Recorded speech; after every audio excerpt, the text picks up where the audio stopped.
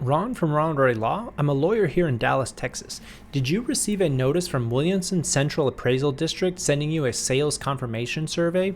Watch this video to find out if you need to fill it out, if you're required to, or if possibly there's a way you can fill it out and save on property taxes.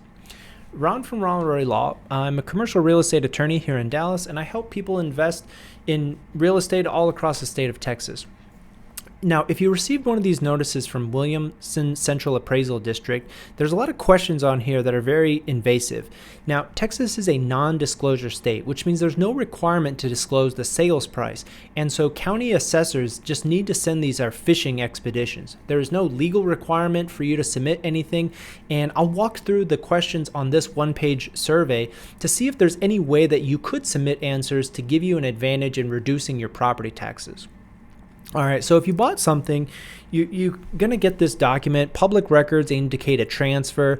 They're required to assess it, but it's really not your job to help them assess and make you pay more property taxes. So let's go through this. They've got an online version. That's great. Mail the completed survey, postage paid envelope, purchase price. Right off the bat, they want you to fill it in. There's no obligation for you to tell them this, and I think there's no benefit.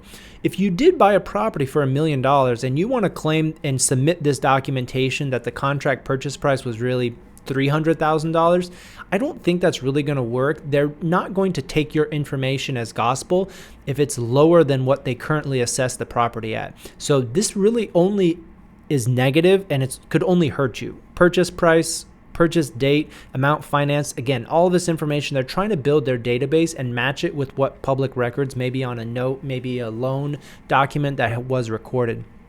Seller financing, again, these are not always recorded, and so they want to get more information. Was there a trade?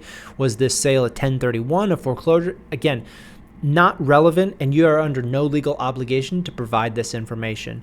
What is the proposed use? This one's probably the worst out of all the questions. Residential, multifamily, office, industrial. Whatever you put on here, I guarantee they're going to use it to justify an increase.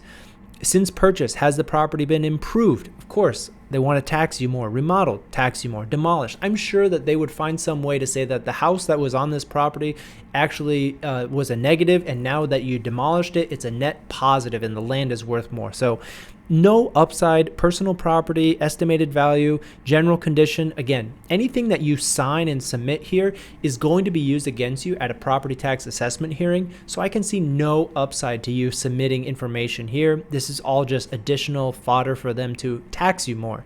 Signature. Again, this is the part that gives me a little bit of pause. I advise my clients, don't submit something that's materially wrong. If there's documentation that disproves what you're stating, don't sign your name and submit it to a government authority. There's really no benefit to doing that.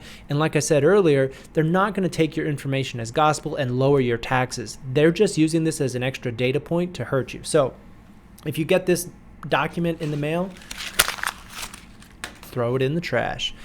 Thanks for watching. Smash that like button if you invest in Texas real estate, and we'll see you next time.